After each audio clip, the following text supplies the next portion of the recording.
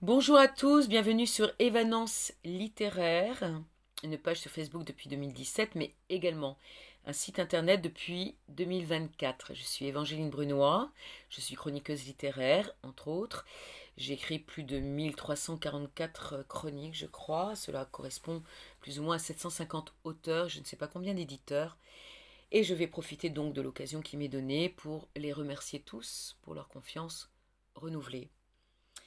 Je me propose de vous lire une chronique que j'ai rédigée le 13 avril 2024 concernant La Terre blessée de Alain Paraillou, paru le 11 avril 2024 aux éditions de Boré dans la collection Terre d'écriture, 256 pages.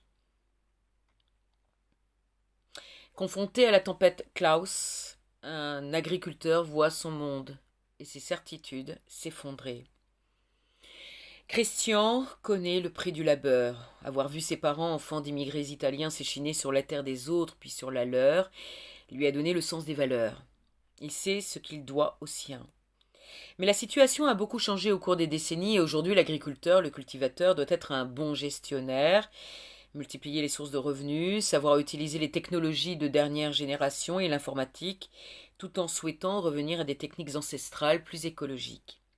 Mais le moindre faux pas, et c'est la chute. Christian et sa famille sont toujours sur le fil de rasoir, bien que sa femme Danielle soit infirmière libérale.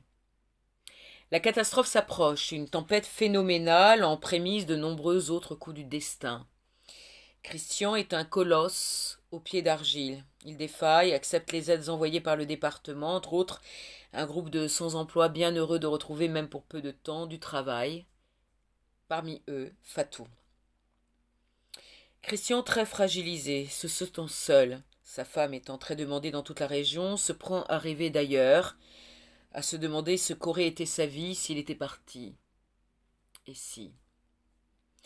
Un beau roman très réaliste et intéressant, décrivant parfaitement le quotidien des agriculteurs et éleveurs français aujourd'hui, dans un contexte tendu et difficile entre décisions aberrantes des autorités, du gouvernement, de l'Europe, dérangements climatiques et crise économique mondiale.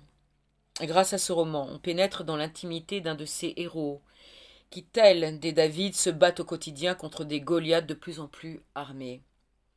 Une guerre de terrain dont les victimes sont des familles entières et en fin de chaîne, le consommateur.